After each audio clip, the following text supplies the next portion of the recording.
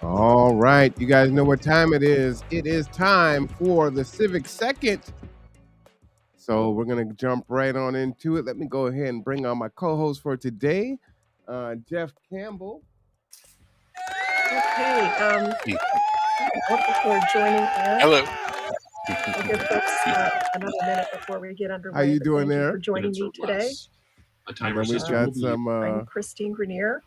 We've got some videos playing in the background. Let me jump on those. We got all these things teed up for you today. So let me go ahead and knock these off again, real welcome. quick. Bam. All right. So we're gonna have a good show for you today. We got a jam-packed show. I always like to ask how folks are doing. So how you doing today? I'm doing pretty good. Pretty good. Sunday. It's cool still, so my apartment doesn't really get hot until the late afternoon, and then I have to go find someplace. So what's hot? My house is 80 degrees already.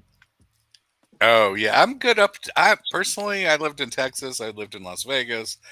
I'm good up to like 90s, mid 90s and up. I start to feel it. Wow. All right. It's a nice break though from the cold wetness up here all the time. I don't mind it. It doesn't bother me. But yes, too much rain, can start wearing on you. I just don't like it this warm. 75, little overcast, little breeze. It's perfect for me.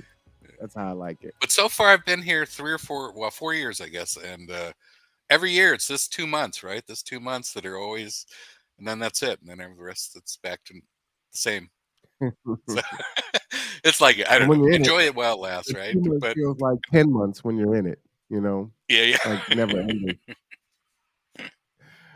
So let me jump in here. We've got our agenda today, which is great. We do have a lot to cover. Yeah.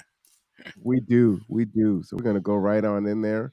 So the first thing is the correction from last week regarding Eric Younger. Yes. And so last show we did, I don't know, guess a couple weeks ago, we talked about the executive sessions and how some lawsuits were settled, and I had said something stupid about, why did Eric Younger recuse or not vote in and abstain, and so when I finally was able to track it down, I learned that it's just because he was the person they called, and so he knew about it, and that was his involvement. And what the settlement was for was there was some problem with water backing up into this guy's home from something the city did, I think. And I don't want to get too far out in the facts of this too, but apparently he slipped in the stuff coming out of his toilet and sought compensation for those injuries that resulted. It sounds like a very messy situation. I feel sorry for this person. But anyways, but the main takeaway from this is that I should not be considered a journalist. I do my best to stick to the facts, but I do get so I'm trying not to go off on tangents. But if you want real news, then probably the Kitsap Sun or like real professional reporters is the better way to go.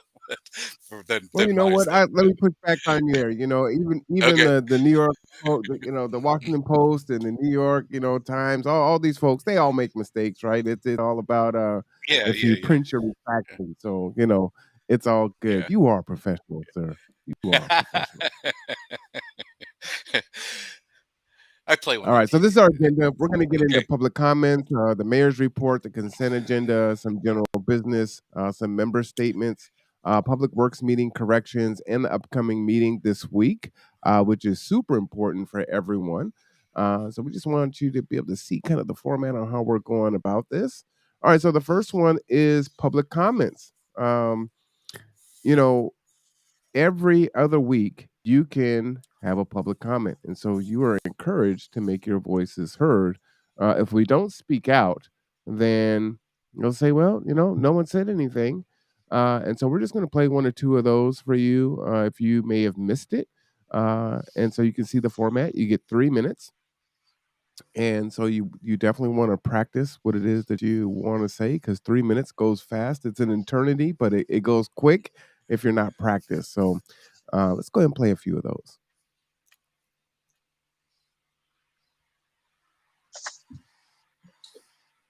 As noted on the agenda, public recognition provides an opportunity for attendees to address the council on any city-related item that is not already listed on tonight's agenda.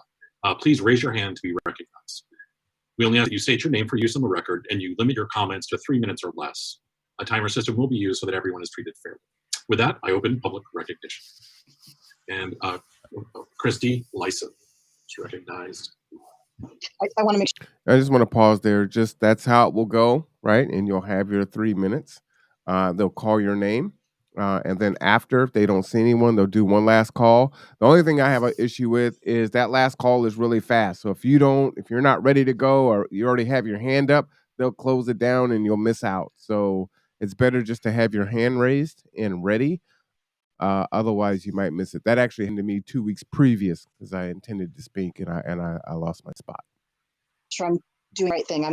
This is the time I can comment on anything that's not part of the agenda, correct? Yes, absolutely. So just general community concerns. Yes.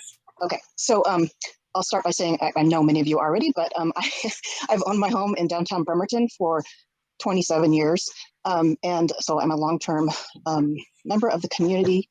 I'm a bit concerned that I feel like the council and the city government the house is on fire basically, and y'all are talking about rearranging the deck chairs on the Titanic. First of all, in terms of affordable housing, we do not have affordable housing, and none of the things I heard on the plans and the projects in process for affordable housing are going to change that. The basic rent, and I think it's basically every landlord has decided what the allowance is for the military to get housing here.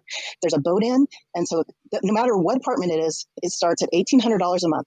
You have to show that you make 3 times that amount in income to even be eligible to rent that apartment, which means. Jeff, what is 3 times 18? Or 9 times 6? 5,400? Yeah. That's what you have to show that you can make to rent an apartment that's $1,800 a month? Yeah, and she also And points so out a really interesting thing that I forget sometimes is that so the military apparently does get a housing stipend, and so typically the landlords in our area do set their rates based on that stipend. Unfortunately, the Navy knows it costs more to live here, so theirs is set at close to 2,000. But us, if the wages aren't keeping up for the people in the community to match that $2,000, then you have some issues of, anyways. yeah, absolutely. And again, just to point out, because that's a huge number there. But if you're looking at that, that is $67,200 a year, right? Who's making $67,000 here in this county? All right, let's continue. You have to make $70,000+ a year to afford the most basic apartment in Bremerton right now. I hire people all the time. I wish I could hire people. I can't even get people to staff the jobs I have, which require at minimum a bachelor's degree and more often a master's degree. We pay for those starting level positions $55,000 to $65,000 a year. So I can't even pay people enough they can afford a studio or 1-bedroom apartment in Bremerton right now. And that's for people those are professionals I'm hiring. So, and that's not even talking about the homeless in our community, which are in dire need of the most basic decency provided for just their basic needs, and who fall through the cracks for any homeless shelter program, just any kind of decent treatment in our city. This is a crisis, people, and I'm telling you, stop paying developers to develop housing here that supposedly is going to be affordable. If it's $1,800 a month, it's not affordable. It's not affordable. That's $70,000 is upwards of $34 an hour. Name how many positions in our city pay $34 an hour. I just want to present a reality check. So thank you for listening. Thank you. And when you consider the people that I work with, people I'm friends with, the people that I know, many are. I mean, how many McDonald's are there? How many Jack in the Boxes are there? How many Burger Kings are there? They're not making close to that, but they have to live. They live here, right? And they're place bound also, because to move, how much do you need to move somewhere else?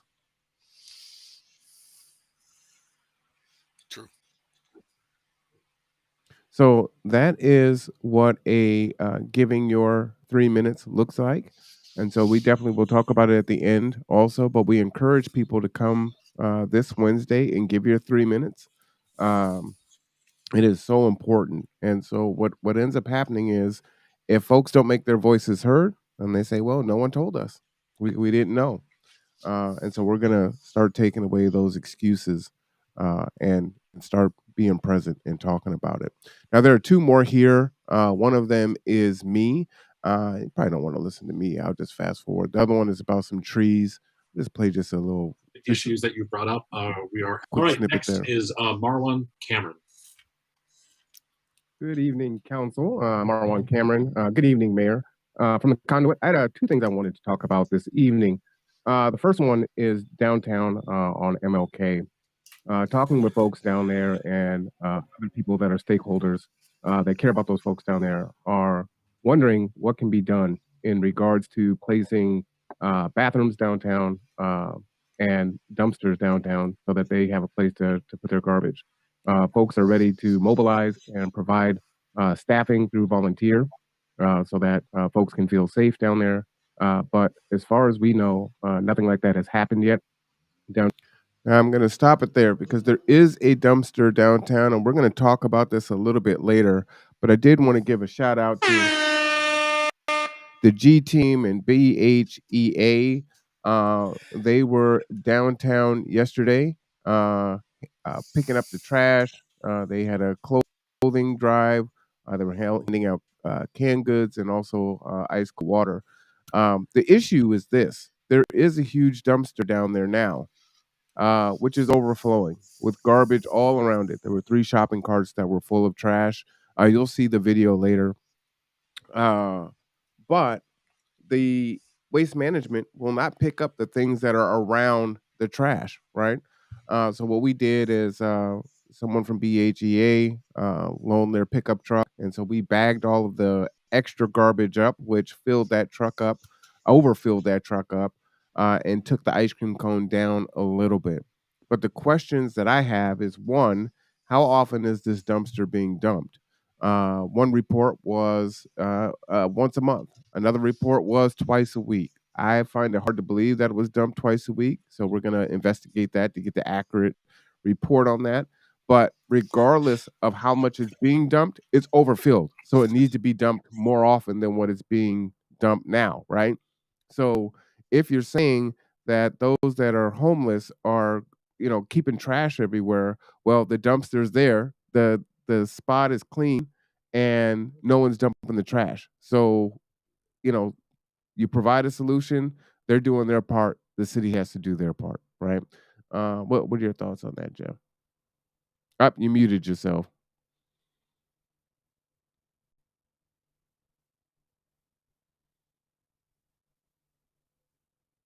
You're still muted there.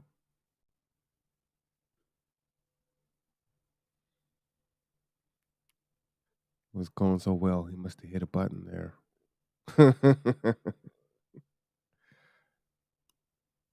Yeah, so that's a huge issue. Um, and like I said, there's a lot of folks that are ready to support. Uh, Did that work? there you go. Oh, so sorry. I'm just gonna sit still because maybe it's a loose connection. But so I just wanted to yeah. Where did you take the garbage? Actually, Joe, if you're out there listening right now, I don't know where the garbage went. I'm assuming That's a she didn't do what Rebecca Parson did, which was she talked about how they dumped it on the city council front steps um, to make a statement in Tacoma. Um, Not suggesting that that should be done, but but the city should at least pay for the disposal fees, I would think. But that's really cool that that garbage was taken away.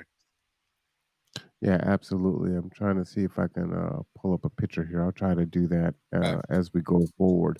But that's really important. But this part was really just around making public comments and seeing how you can do it, and it's quite easy to do. And so we encourage Oh, and the other everyone thing I to. wanted to say was that you can also email them, or you can also make phone calls. So if you don't want to do public speaking, there are other avenues that you can also get your message to the city council. I would definitely probably suggest, Jeff is putting the link here or the phone number in the chat. I would suggest an email, just because there's a record of it, or speaking. I agree. But yes. So Joe says Juanita and I took the trash to the dump by the airport.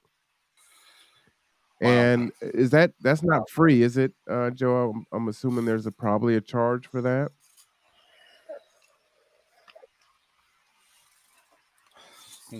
That just goes to show there are people that are ready to help, and so we just need the city to really just do their part more effectively there. All right, so let's move on. Okay. The mayor, $36. So and that truck was over the roof of the bed, of the cockpit, right? I mean, it was a lot of trash. So the gas and the dump fee, I mean, we're talking about maybe what, $50-$60, so probably not too expensive for the city to do. My thoughts. Yeah, on that. what's cool is the people who live in that parking lot, for the last 2 weeks, well, they were told that they could stay in that shady area where they hang out, if they kind of kept it clean. And so they've got a whole brigade that goes out every day, and they pick up the trash and they leave it by that dumpster. And so it's great that all those bags were, because you're right, it was a huge pile.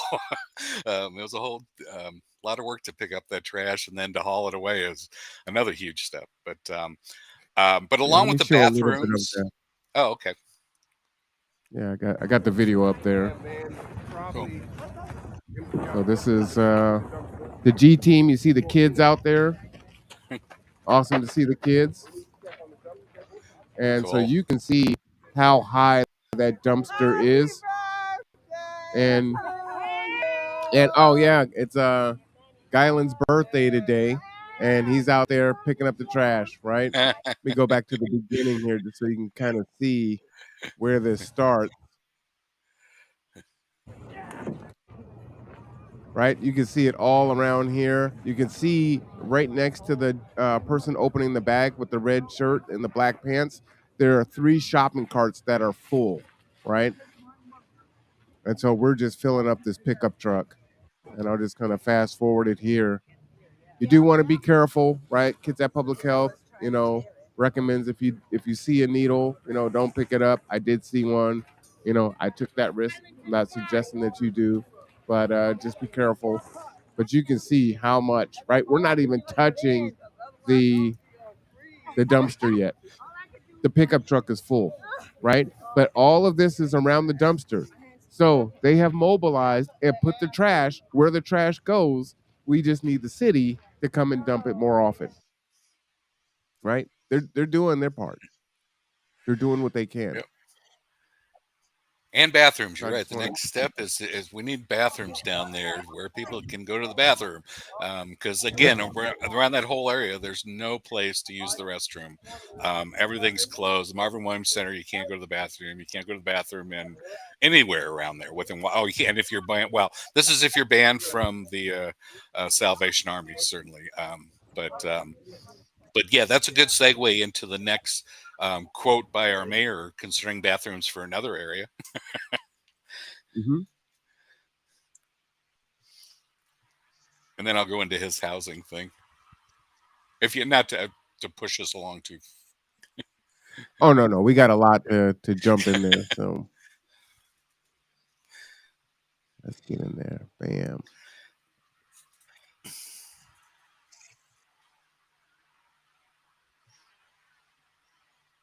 And that community deserves a bathroom, an updated bathroom, fully operational bathroom. So just proud of this project coming soon. All right, so talk about that piece. I just want to tell the mayor, we all deserve bathrooms. Everyone deserves bathrooms, and the people downtown deserve bathrooms too. That was my main And where is push. he advocating for bathrooms at right now? Lulu Haddon Park, which I'm not entirely sure where that is or who Lulu Haddon is. Um, but it does sound like they're doing some really nice renovations to that park. And it does sound like it to be a very nice park, and they should have bathrooms. I'm not saying take away Lulu's bathrooms. And these aren't porta potties, right? They're talking about building bathrooms, right? I'm pretty sure, yeah. Yeah, we're talking about porta potties. So yeah, the park definitely needs some bathrooms, but if you can do this, seems like you can put 2 to 4 porta potties downtown, right? Yes. All right. So what is next on our agenda here? Okay, so the mayor's report included one housing item, Mhm. which just to be so okay. So this is another. So his big go-to, the city, the mayor, I would say, is the big go-to is tax credits to encourage people to build more housing, and that's the whole MFTE discussion, the multifamily tax exemption. The idea being that if you give lots of tax exemptions, or if you give tax exemptions, people build enough housing. This is a new thing, and I don't know. We can go back to that, and I'm not sure which way to do first, but this particular proposal, and is that the link? There should be a link to it. Hold on, maybe I Down can here. find it. I think that's the bathroom link, though. Unfortunately, oh, if you click on it, does it? No. Hold on a second. I can pull it up right now.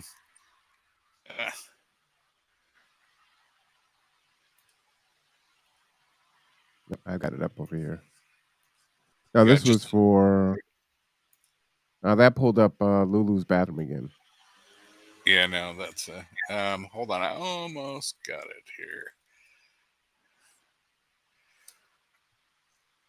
If you want the slides, let us know. We can email them to you because Jeff has taken the time to cut the long videos down into the short snippets so that you can digest the information a lot easier than watching a full 2 or 3 hour city council meeting.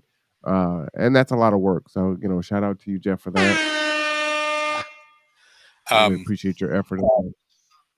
Yeah, so that's another good reason to subscribe to the Conduit, because I think you can see those as you get notified when they're uploaded. So I've been trying to upload those snippets to the Conduit as I get them done. I'm going to send you this link right now in the chat here. And that should be the mayor describing this program. All right, let's jump into completed that. their work. And so what I'm sharing with you is they recommended unanimously to the city council, the city council, that duplexes and townhomes be permitted in all low density residential zones. Cottage housing, which is permit clusters of small homes to be allowed on single lots. And of course, density bonus. And this is for religious organizations and agencies like the Bremerton Housing Authority. And you can see 50% density bonus for projects providing 100% affordable housing. So this is obviously it's an incentive to develop affordable housing. Next slide. Okay, so just to unpack that a little bit, let's see. Yeah, the huge inflation reduction. Oops. First of all, who does all this zoning benefit, right? Why not just you can build as much density anywhere you want? That is one option that governments have chosen to do, and they get a lot of housing because people can build whatever density they want whenever. So I don't know, and I'm not a zoning person, and I don't really understand the concept, but it feels to me like a lot of people sitting at the top and playing Sim City, right? It's like, oh, let's put this over here, let's put that over there, and oh, this will be fun. And but why not? It's definitely not free market. For all their talk of free market, it's absolutely not free market. It's not letting people the dollars go to where it might. So, anyways, that's my whole question about zoning. And then with this particular program, so there's this density bonus. So you can build a higher density building if you're a religious organization or the Bremerton Housing Authority. And I would love to hear what the Bremerton Housing Authority has to say about that. Like, is that a huge deal for them? Does that like open up all sorts of doors for them? I don't know. I would really like to hear, and maybe on your next call with them, I'll remember to bring it up. Wednesday at 3 p.m. Perfect. So anyway, so that's the mayor's zoning or housing stuff. The MRTE is still kind of bouncing around. MFT, I'm sorry, the multifamily tax exemption. So, like I said, that's been their major program. And the mayor's pushing, and the whole idea is that they say that, if you encourage the developers to build more housing, that eventually they'll build so much that they'll have to lower prices. But that's just, to me, that's just silly, because they have economists that tell them exactly how much to build so that they don't have to lower prices. So they've got really smart accountants to work on that. And plus, Like, when has that ever happened? and it's never happened. It's never happened. And I think that actually Jennifer goes into that a little bit in this next clip. So why don't you go ahead and let that roll? That's a good segue, I think. Oh. The MFTE on the agenda for next time. Councilmember Younger wasn't able to join us, and we want him to be part of that discussion so we can finally put an end to it. I know some folks thought that it was a dead issue, but I think it's important for us to just once and for all debate it in committee and then bring a recommendation to you as a council. And I think the three of us represent a variety of different viewpoints. And so I'm confident that we can come to a consensus on whether to pass or no pass, or if we have any agreeable to DCD recommendations for a modification on that. I was very intrigued. Mike Riley gave us a 2-sheet white paper on options for affordable housing. And something that's really exciting that I want to encourage the finance department and administration to consider is the new is the legislation that says that we can use up to $350K of REIT funds for affordable housing.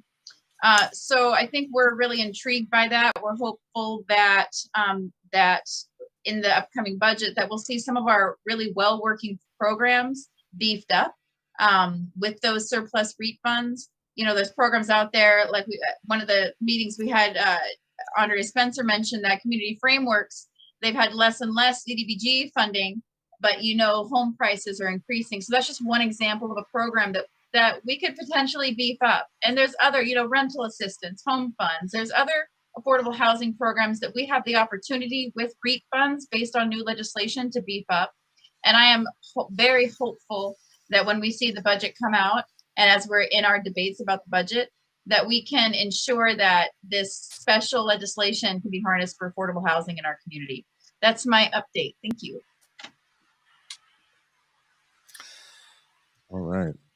That was a good one. That wasn't the one I thought, but it's all right. That was good. I'm going to put a link in. So there, the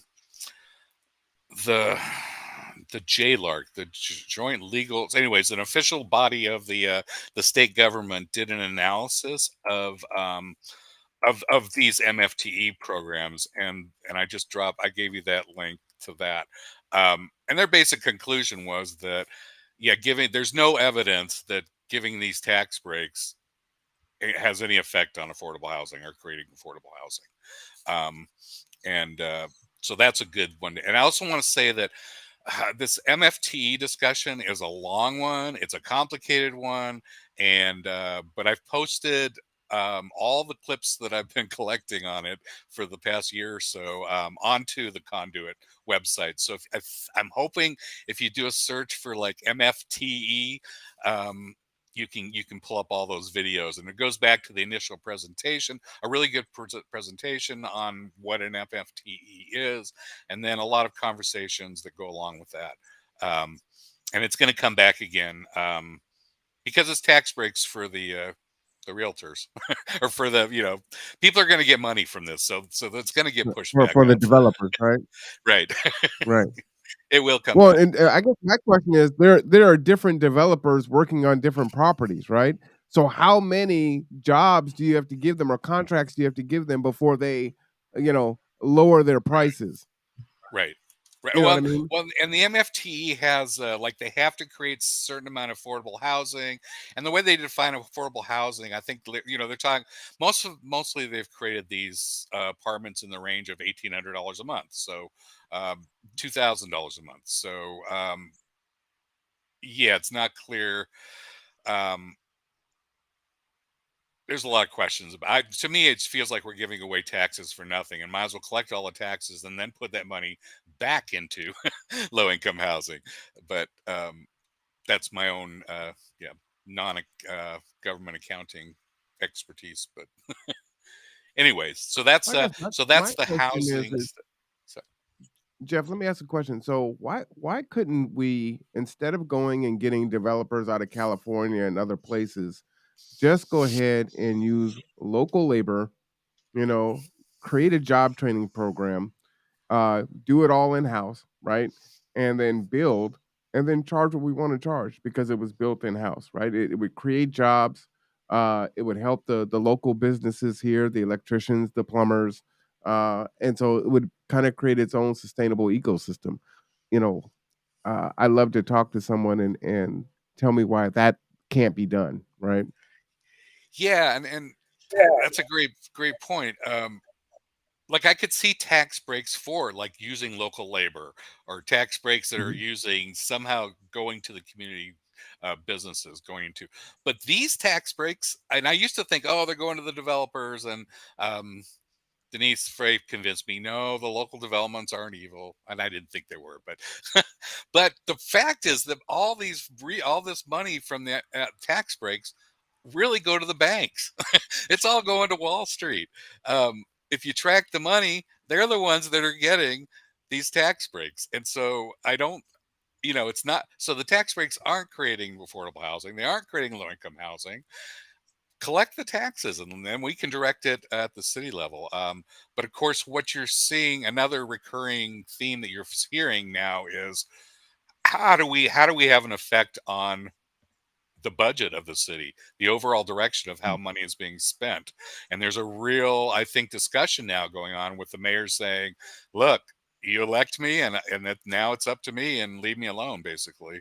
And now the city council's pushing back and saying, well, no, I think we would like to, and REAC and other people and housing advocates are pushing back and saying, well, how do we actually affect the budget before you tell us it's done? um, and Right. so there's more push to have input and transparency, I think, which I think is great for the city, or will be great for the city. Anyways, okay, so to roll through, so there was the consent agenda, um, and there's a bunch of projects that they're going to work on.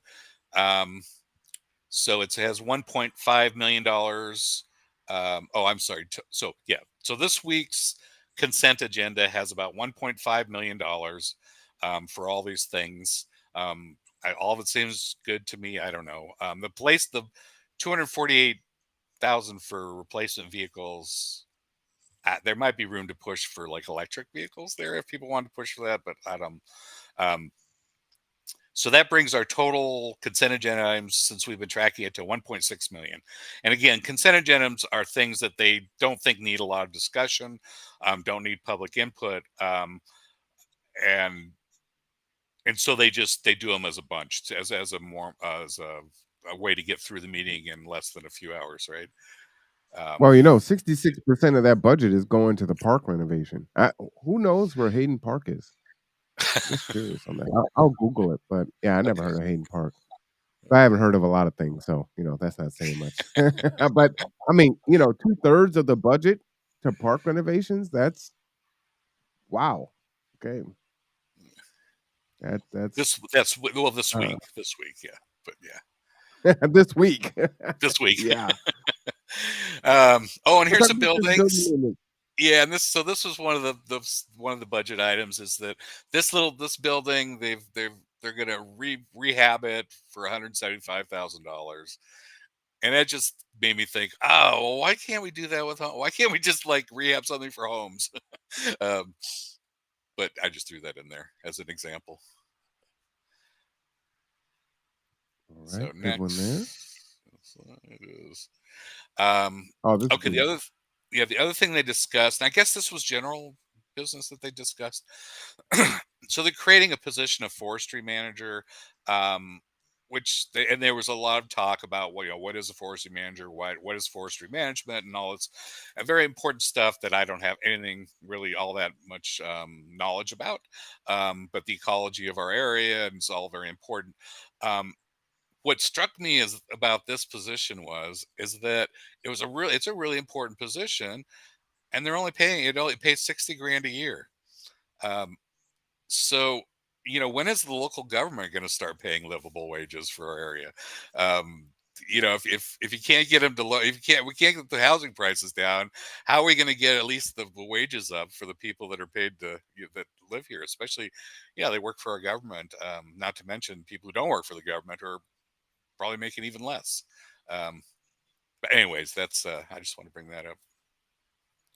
And Before I go then to the next slide, I just wanted to show people where Hayden ah Park is. So Lulu Hayden Park is on Lafayette, North Lafayette.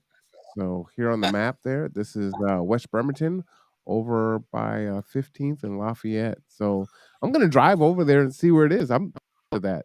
So I probably have seen it before and just didn't know that was the name of it. So did you know that, Jeff? That's where it was? I did not. You ever been up there? Yeah, pretty interesting. All right. Managing engineer transportation capital program at band 17. What's this about?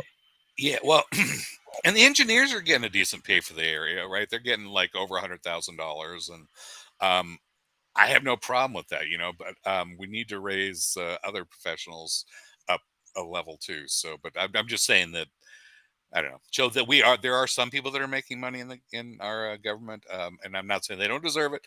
Um, these are all highly trained people, I'm sure, engineers, and they took a lot of math. That's the lesson here, really. If you're thinking about going back to school, take math, because this is what salaries look like if you take math. You already know how I feel about that. You get the horn for that. Fake math. Okay, so that's on that. What's the next one? Oh, this was the one that's kind of got, I don't know, snuck through, but they adjusted the purchasing authority for the mayor. So it used to be 25. So anytime they've raised the limit on how much he can spend without city council approval from 25,000 to $100,000. I think the mayor needs more more oversight, not less. So I kind of don't like this. This means that then they won't come to council. We won't see anything up to $100,000. I think that's true. And please, somebody correct me if I'm wrong. But I think that means that you won't even see this on the consent agenda anymore. He'll just write the check for $100,000 and consider it part of his job. But please, like I said, somebody correct me if I'm wrong. But not to Well, you say that said they probably have the to. budget. You said the city Sorry. budget's like 200 million, right? Yeah. I mean, 100,000 seems pretty low. I guess I would want I to know. know where that money's going. Like, how are you spending it? We should at least be able to see that, even if he Yeah. has the discretion on how he spends it. 25,000 Yeah. seems pretty low. And I bring that up because we went to the mayor for Juneteenth, and I think they pledged like $1,000, right? Plus, the off-duty police to for the march and all those things. So I don't know if that came from that 25,000, but if that did, you could see that money getting sucked up pretty quick from special interests saying, "Hey, we're doing a parade, or we're doing a march, or we're doing," you know what I mean? Now, granted, Juneteenth is a federal holiday, so that shouldn't have to come out of his, meager budget here. That should just be something that the city does. But yeah, I could see how that could go pretty fast. Yeah. And I'm sure it is listed somewhere. I'll have to find. I'll find out where. Like if you want to know whatever, I'll find out where that's posted, where you can find out exactly what's been spent. And yeah, I'm just cheap. I have my checking account. Anything goes out over $100, I want to be notified.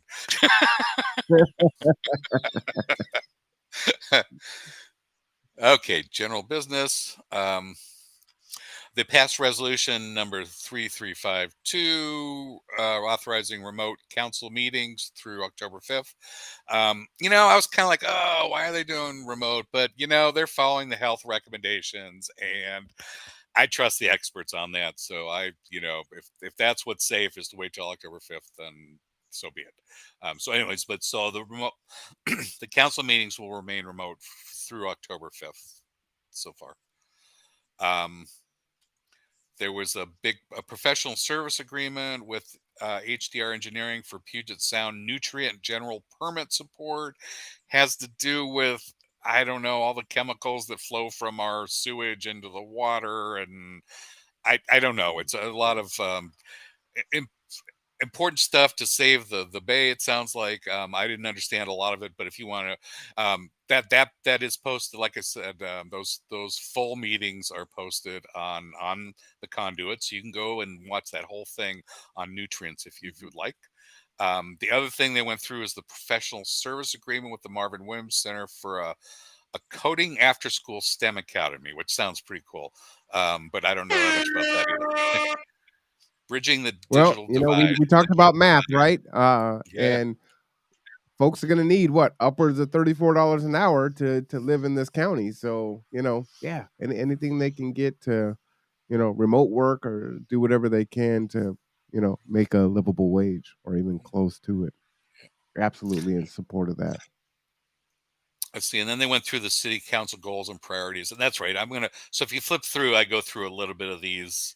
And I think the city goals and priorities was the most interesting. So we'll save time for that.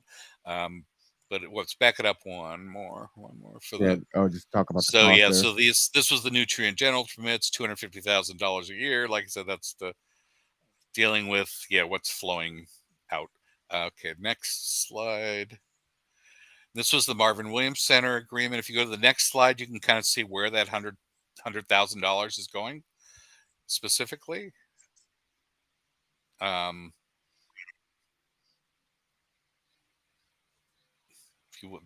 It's interesting. You see, oh, where does $100,000 go? Well, yeah, you can get spent pretty fast when you start dividing it up. And anyway, so that's just well, and if I'm not mistaken, I believe they requested 50,000.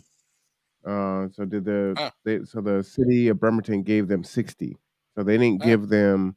So in the meeting, when Dr. Lillian Robertson came on and spoke, they were requesting 50,000, and City Council just loved this program. They're like, we should give them double. I think that came from Anna Mockler, and then several other folks spoke and were really in support. And so they ended up giving them an extra 10 grand. They didn't give them another 50,000, but they did give them another 10. It looks like from here. Yeah. So that's good. Yeah, I'm with you. The more math and STEM we can get, it's a big deal. All right, so that's approval of city council goals and budgets. Okay, so the big part of this for me was so we've been having that conversation about REAC, and we had that long interview and conversation a couple weeks ago. How long has it been? Has it been a couple weeks? I don't know. I think it was like last week with Daryl Riley. With Daryl Riley, and we were talking about them setting the setting of the goals, and whether to include race in the goals, or the term race as opposed to just equity, so race equity. So I don't know. We can go through this. This is an interesting discussion, I thought.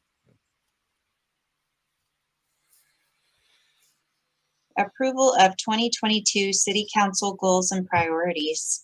Looks like our presenter is Council President Michael Goodnow.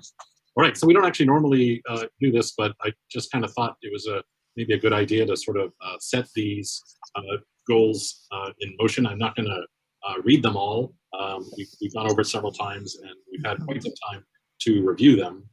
And I guess first up, I have to see if any member of the public wishes to comment on these. I was kind of hoping there was going to be public comment after. Well, again, that's one of those times where I missed out, right? I could not get my button fast enough to raise my hand. I'm just going to rewind it just to show you how much time that was, right? I just started watching these, so I didn't know that was going to be an option, right? It was like, oh, hey, we're going to open up space to talk about this. So let me just rewind it there and just look at the bottom here. All right, seeing none, we go to the council for a motion. And I guess first up, I have to see if any member of the public wishes to comment on these. 36, 37, 38, 39, 40. 5 seconds. Seeing none, we go to the council for a motion. It just wasn't fast enough for me to find the button when I'm trying to Where's that hand? Where's that hand? Yeah.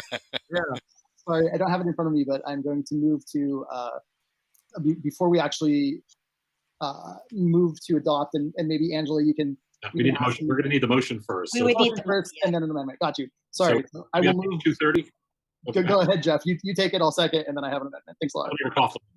Sounds good. I move to approve the 2022 City Council goals and priorities as established at the joint planning session on June 11th, 2022. And Councilmember Dennehy. I will second that. All right. We have a motion and a second. We are open for discussion. Councilmember Dennehy. Excellent. Thanks. I just wanted to add a friendly amendment, if I could. And Angela, I hope you can kind of follow this, but under the bullet point number 7, what I wanted to do was add some language in order to really focus on race equity. So what the proposal that I have is, if my other counselors are amenable to it, under the first bullet point, under number 7, right now it says coordinate with the mayor on reviewing and implementing policies and programs. I want to add by using a race equity lens to that bullet point. And then under bullet point number 2, right now it says consider program needs and funding options to support equity policies and programs. I just want to add the word race before equity so that it would read consider program needs and funding options to support race equity policies and programs. And the reason that I'm offering this friendly motion is, there's been a lot of research around equity issues and oppression issues in the United States, and time again, life outcomes and negative outcomes are really focused on the racial caste system that we have in the country. So there's tons of studies that are done that show the darker your skin, the worse life outcomes that you have. So that is really important for him to note, right? So he states this, and if that is the case, then you're trying to solve that problem, right? REACT was created, and REACT stands for race equity, right? Not, equity overall. And so I have a real problem with this, and I see this a lot, where they will put forward stats that affect the Black community and then open it up to everyone else, right? So this is very frustrating for me to hear. And it's always stated that way.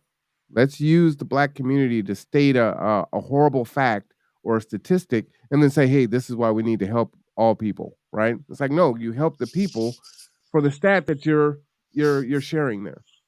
Let's continue. In this nation. And so when we're looking at equity issues, it's really important to kind of.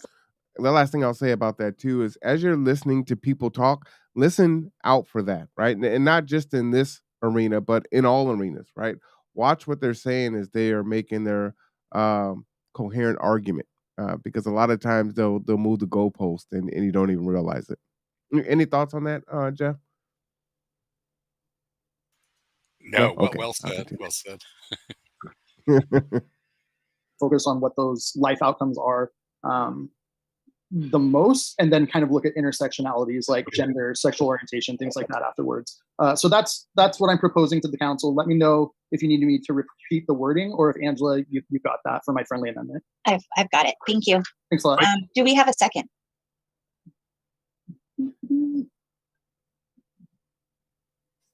I'll second for discussion.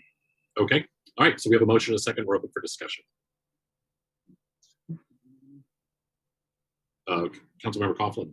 Yeah, so two questions come to mind. I guess Councilor Dennehy, would you be amenable to language of something that says race and other equity factors? And I'm thinking out loud.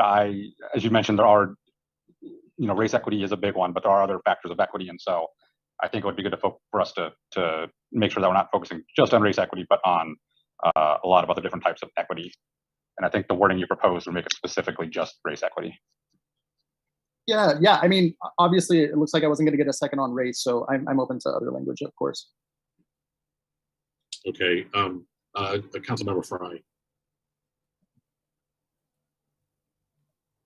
Yes, really echoing Councilmember Coughlin's in that first section that you were referring to. It does appear that that was focused more in general equity, and then the racial equity, which I'm a strong supporter of. I really, there's a term called the hierarchy of oppression that you might be familiar with, and I've always believed that you can't really. They're all connected. They're all connected. And I do believe we haven't done. They're actually not connected. But am I not mistaken? Is Jeff Coughlin part of the LGBT community?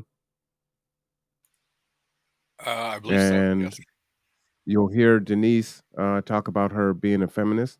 And see, this is what I'm talking about. And this is why you need representation, right? So this is about race equity, but these are two white folks that are talking about race equity. Now, what they're interested in is equity that, is important to them, right? So LGBTQ and women's rights. And so this is what you see here, right? And so there is no representation of black folks. But again, the stat that was used was for black people or the darker your skin, right? Which would actually be not just black people.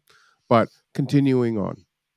A good enough job in this country, obviously, with race equity. And I think REACT is a great place to start with that.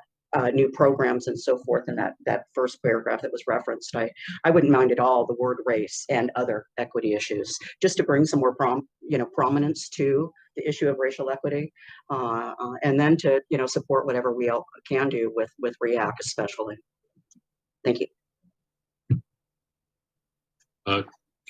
Councilmember Loeffler. Thanks, President Goodell. I'm a member of REACT, and I feel very strongly about race equity. I approve this wording as it stands. I spoke up a few weeks ago after the Supreme Court decision. Sorry. And I feel that equity, just straight up, is what we should be striving for. This belabors my point, right? So the Roe v. Wade gets it to the point where she can barely even speak. But race equity, it's important, but this is what's important. So now you have Denise, you have Anna, Jennifer's not there, but she also is, supports women's rights. There's lots of representation there, and that's what they're going to support and push through, right? Again, this is about race equity. So what are they going to advocate for? What are they going to fight for? She's fighting for that, right? She's on REACT. And it's like, yeah, race is important. I get all that, but Roe v. Wade. This is a problem. So how do you address the race issues in this country if you continue to put them down on the depth chart because your issues are more important? Let's continue. This particular goal and priority. So I'm just weighing in.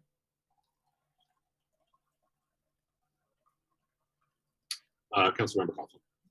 One other thought comes to mind, which is, Mayor, I know during our retreat on a lot of these goals, we wanted to coordinate with you to make sure the wording was something you and your administration can work with as well, because we obviously need to work together to make these implemented. I guess I'm curious your thoughts on a wording of race and other equity review, and anything you wanted to weigh in with. Good.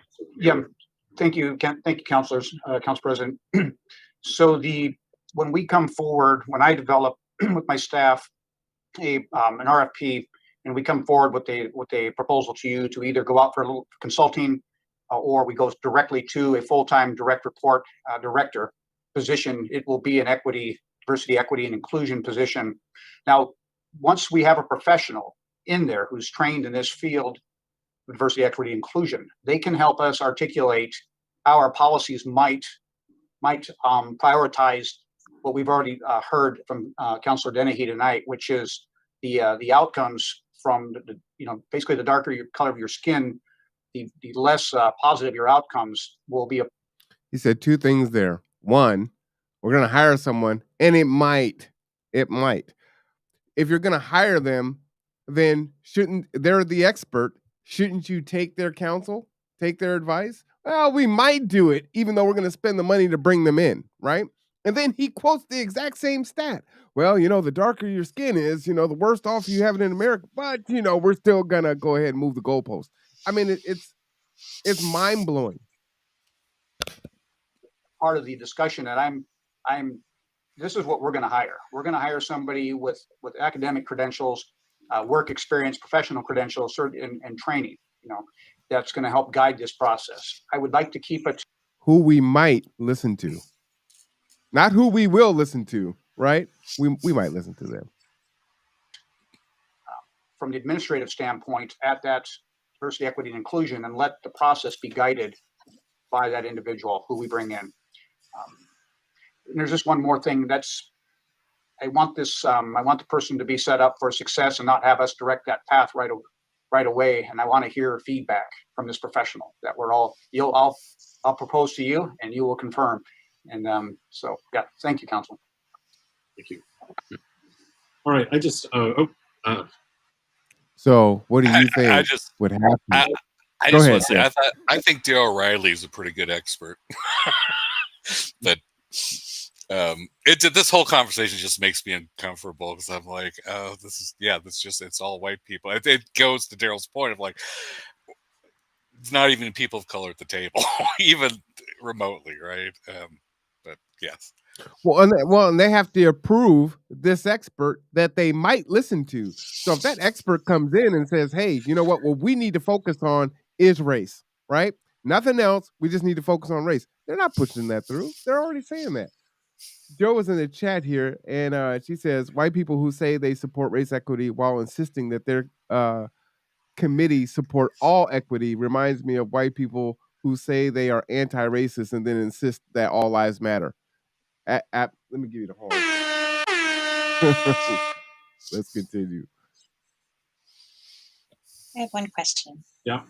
So the amendment as it is right now is revising section 7, bullet point 1 to read, coordinate with the mayor on reviewing and implementing policies and programs by using a race equity lens. Is that correct? Okay. Yeah. And revising section 7, bullet point 2 to read, consider program needs and funding options to support race equity policies and programs. Okay, I just want to make sure that we know that's what the amendment is at this point. Okay, so I just wanted to think, because Vice President Chamberlain and I kind of wordsmith this, and we were looking at, if you look at the way it's written, it's sort of like higher level, like let's look at our policies and programs for under equity, which includes race equity. Consider program needs and funding. So let's look at it under equity, and that includes race equity. See how it's been flipped, right? Let's continue. Or anything related to equity. And then the third one is really about REACT recommendations, right? So taking on board what REACT's offering us, or actually what they had already offered us previously. So that one's, to me, was more specifically about this. I'm not. So there's already a committee that gave them what they should do, and they're like, no, we don't like this. REACT exists already, right? They're saying this is what you should do. No. We're going to go ahead and wordsmith this. We're talking about, we're going to be redoing these goals in about 6 months. So I really could go either way on this. It's not gonna, if we put the word race in, it's not going to prohibit us from looking for equity with women. And if we put, so it's a little bit intentional. That's all. So And that is really the rub right there, right? So even if they decided to put it in, they're telling you, hey, we could put in race equity. We're going to go look at equity for women and LGBT and everyone else. So it really doesn't matter if we use the wording, but we're still not going to use the wording, right? This is the trick bag. And this is why we have to get involved, right? And the reason why we're taking time here, because this really is a great civics lesson here. I think this really encapsulates so many different things. Okay, Councilmember Fry. I was okay until that statement. I do believe that we set direction, like a course direction, and we have influence in that way. And I would feel more comfortable if I'm fine with including the word race in that. Is it section 7? I'm sorry, I don't have that right in front of me. Maybe it's I'm not sure that I'm getting the sense that we really want something to happen, and we want to make this intention clear. And so I'm so supportive of that. But, I've been a feminist all my life, and take a drink of water and just pause there, right?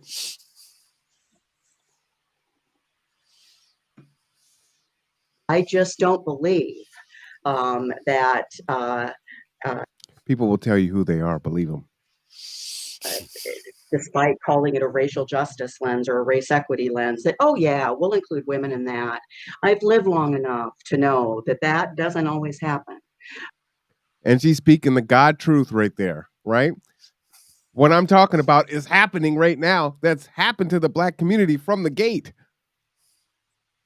right? She's expressing exactly what happens to us all the time. And this is exactly what's happening right now. There's a race equity council, and it's like, no, we can't put race in there. We need to have all equity. And it's just like Joe was saying, right? It's like saying, oh, yeah, Black Lives Matter. Oh, you know what? All lives matter. So please consider that. I want my fellow council members to consider that as we move forward. How can we embrace all equity and at the same time make it clear that we have plans? And I think that does come right now through REACT. And whatever I can do to support that, I will certainly do. Thank you. Okay, Councilmember Denny. Final comment on this. So these bullet point number 7 is actually a recommendation from REACT. So the language that I brought to the retreat was based on the community conversations and the information that we received from BIPOC community leaders. So that's what I distilled. I distilled the public survey that we took. So again, REACT, who they should take recommendations from, went to the BIPOC leaders, again, for those that know what BIPOC is, Black, Indigenous, and people of color, went to the experts in the community and said, what is needed? And they're like, yeah, no, we're not doing that. Yeah, and I would watch, if people haven't watched that yet, I think Sarah Van Gelder did an amazing job of summarizing it up. But it was just, that whole conversation is another really awkward conversation to watch when they were talking about at the REACT meeting, which is posted on the Conduit as well.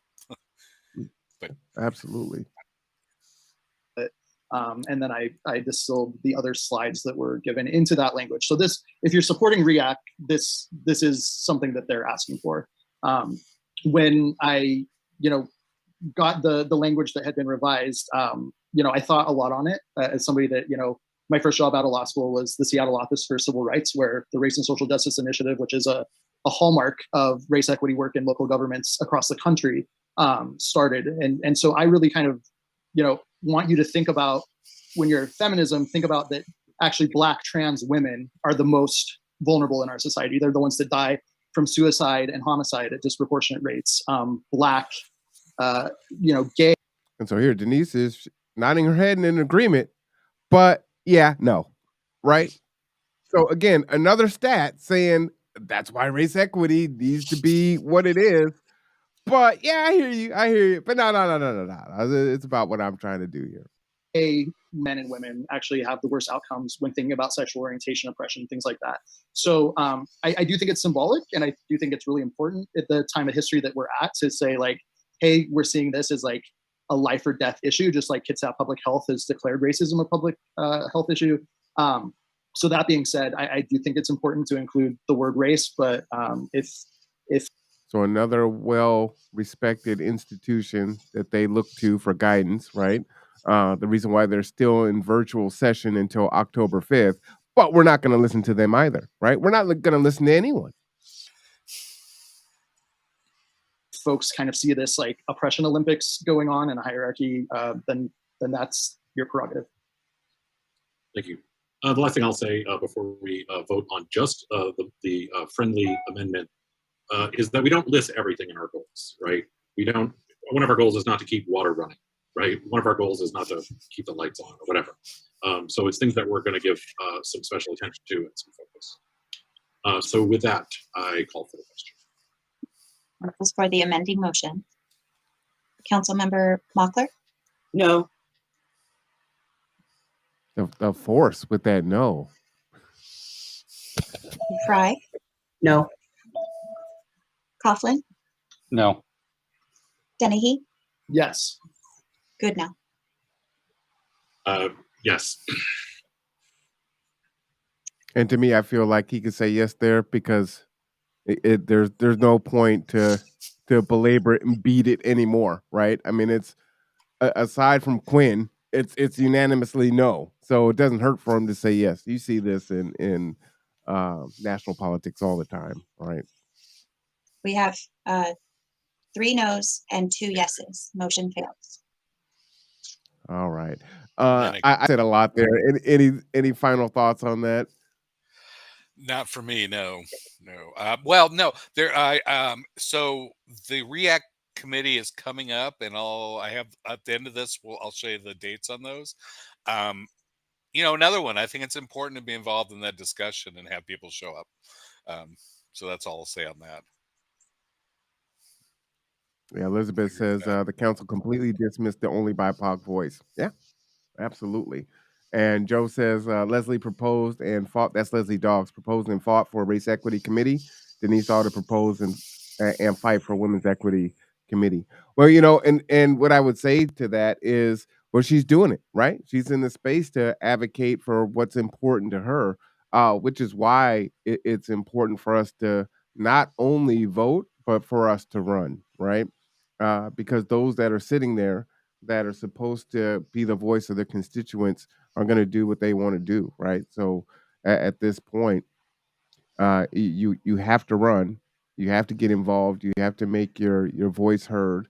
This Wednesday is a time to do that, and they are looking for REACT folks, and so I challenge, especially these large Black churches here, Mount Zion, Emmanuel, Sinclair.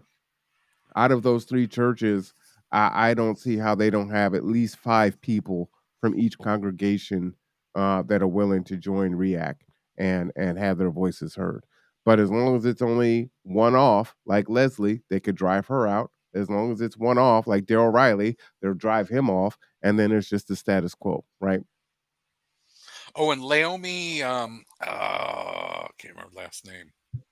Laomi, who's running for a for county commissioner, is now going to be on this on REACT, from what I understand. Although it hasn't been officially approved, but I don't know. I think she's on there. So, and what you're looking at is almost like a 1-for-1, right? So Darrell leaves and Laomi comes on, and you still have the one, right? And then there's going to be some intersectionality there. As a trans woman, she's going to be advocating for what's important to her also, right? So it's important that we're involved. And again, so I challenge, Sinclair, Emmanuel, Mount Zion to submit 5 folks that are going to get involved, right? And many in their congregation are middle class or upper middle class. They have them in their congregations, so that they have the time, to do that. And so that's what leadership is. All right, let's continue on. Because I'm not about just blaming folks for stuff. It's like we got to do our work. So let's do our work, folks. All right, member statements.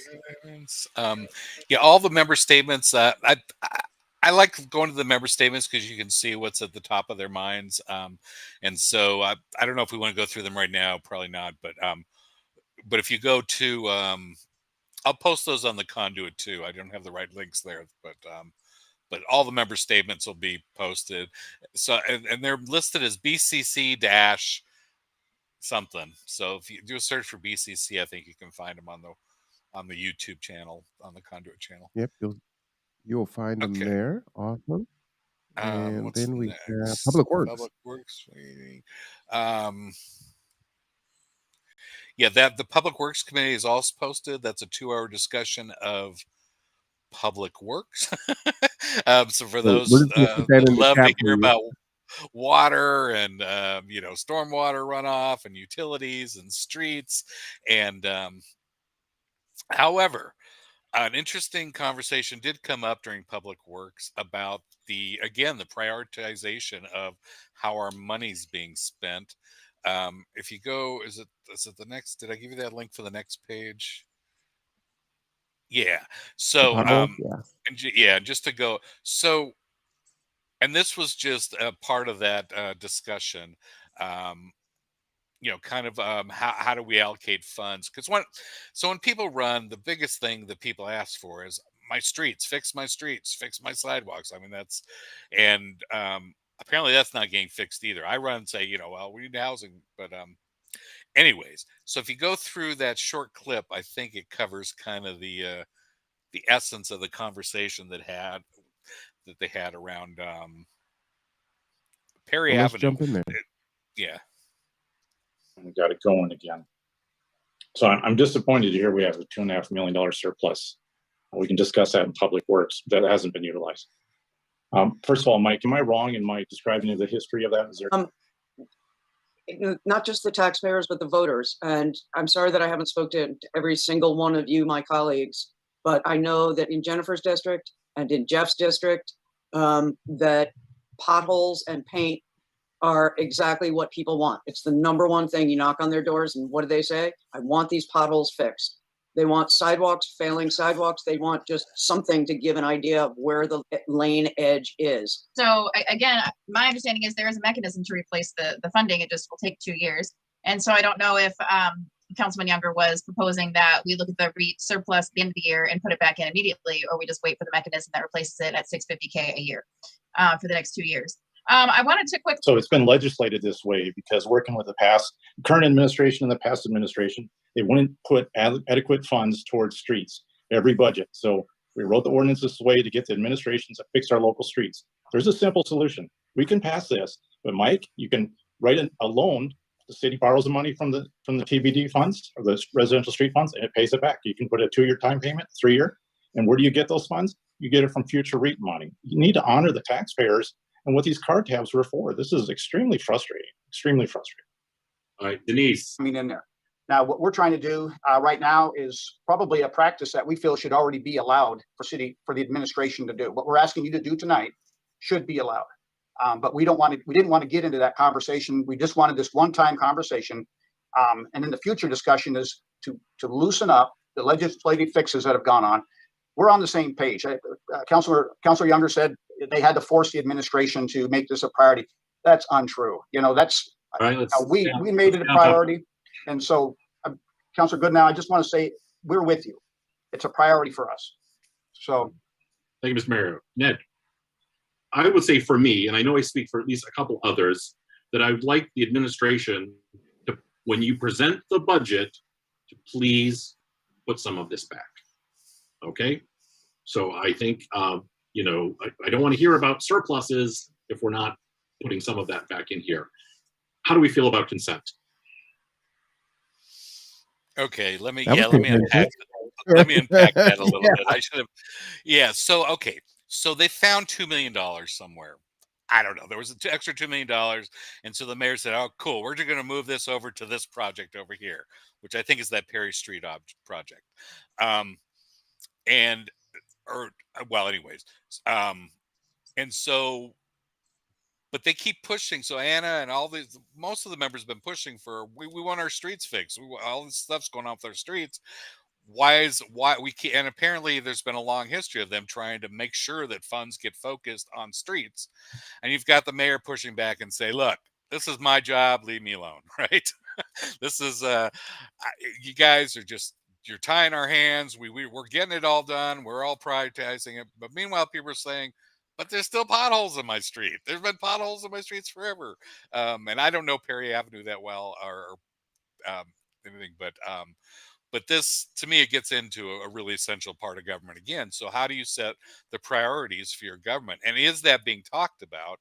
And I would argue that it has not been an open, transparent process of setting budget priorities for our city government.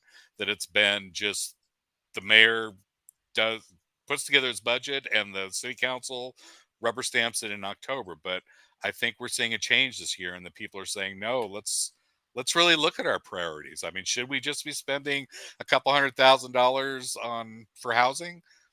Maybe we could spend a little more than that, and maybe we could spend it on other things than just fixing leaky roofs for landlords, which is what I think is all that's budgeted in there. That and tax breaks, but just the bigger issue of the community should. I just feel like the community should really be talking about the big issues. Like, okay, we've got a $250 million budget.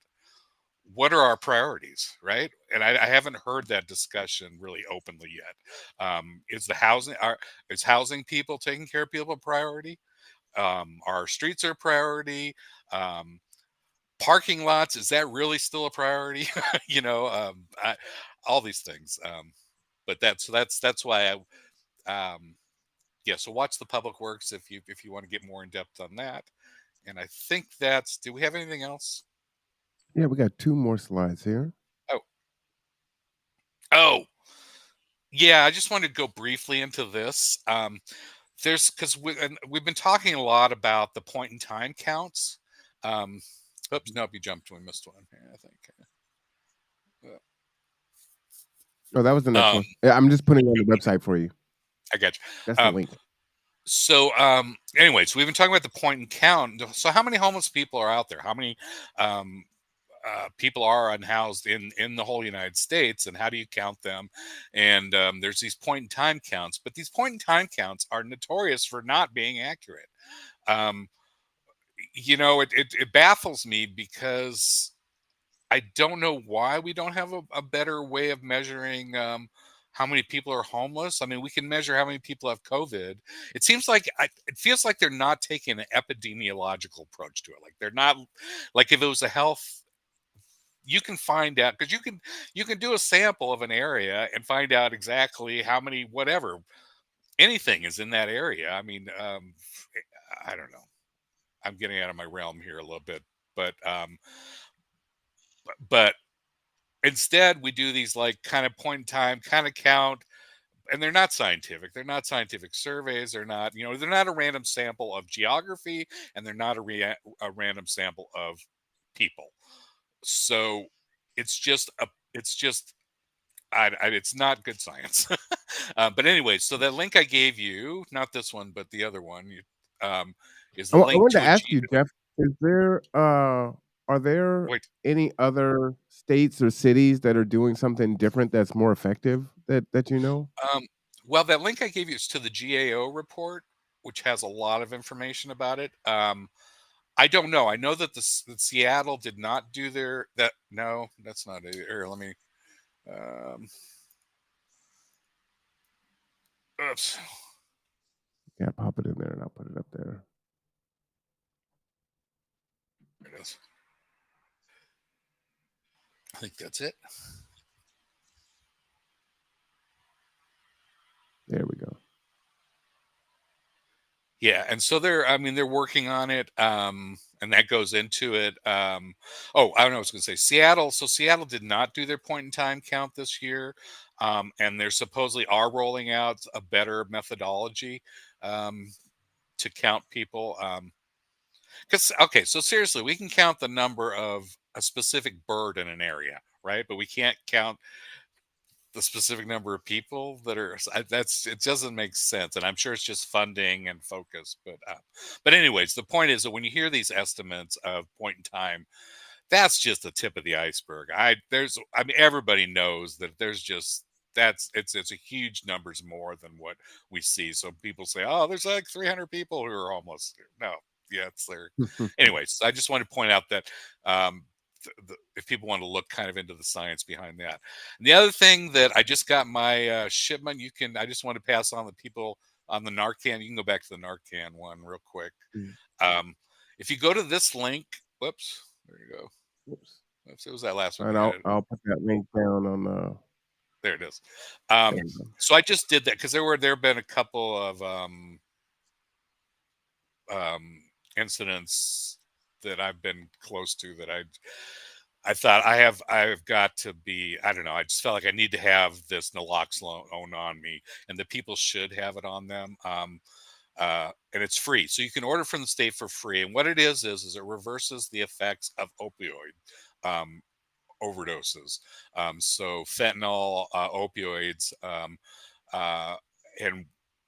it saves lives. So what you do is you take this thing, it's like a nasal spray, and you spray it up somebody's nose, one nostril. And then the important thing after that, though, is you need to watch the video about, you need to do CPR. You need to do mouth to mouth and chest compressions until the person starts breathing again. But it's really easy to order. I got mine in the mail in like a week, and it's something the state is really trying to at least get this out there. So I wanted to pass that on. And I'll reach out to kids at Public Health and see if they'll come on and do a presentation. Oh, that'd be cool. So folks can get access to it. I believe the video is on their website, as they had a health fair at Mount Zion last week. So if you look at that video, she actually went over how to do that also. But I'll do one where it's just that, and then have a direct link there so you have quick access to it. Okay, then the final thing. How are we doing for time here? I was trying to keep it under 4 hours. 4 hours? We're right at about 90 minutes. We're doing great. All right, that's respectful. That's it. Yeah, there's a lot to unpack in these. Yeah. So here's the link. That's the link to the city council meetings. But these are the meetings that are coming up. So next week we have the virtual city council meeting on Wednesday, where people can make statements. And then what else is coming up this week? There's a meeting of the public safety committee meeting. That I haven't looked. I haven't looked into the agendas of any of these. Oh, and then the Race Equity Advisory Committee is coming up on August 11th, and so you can see. We will be covering that live on the Conduit. So do tune in. With the 3 minutes that's coming up, we need your voices there. Again, you can go back and look at the video of when they call on folks. What it looks like, practice what you want to say. If you listen to mine, what I did was I prepared my words because I was speaking on 2 issues. So I gave myself 90 seconds for each issue, and you can get a lot out. Writing it out helps. Practicing it helps. Speaking it to someone else really helps to get feedback. But the more people that come and speak, the more powerful our voices become. So I'm assuming, Jeff, you're speaking this Wednesday. I know I'm speaking this Wednesday. I love to see everyone in the chat, Joe and Bailey and all the folks here, Lucia, Elizabeth. If all of you speak, that's how the change is going to come. I will be speaking this Wednesday about porta potties. I may talk about the garbage again, but the dumpster is there. We just need to get it dumped on a more frequent basis, so it's available to be filled. So I'm going to focus on bathrooms this week downtown for those folks. Thoughts on that, Jeff? Sounds great. Yeah, no, it's definitely a need and I think we can do it. We have the technology to provide people places to go to the bathroom. I know we as a community can pull this off. I'm confident. Absolutely, we do. Absolutely, we do.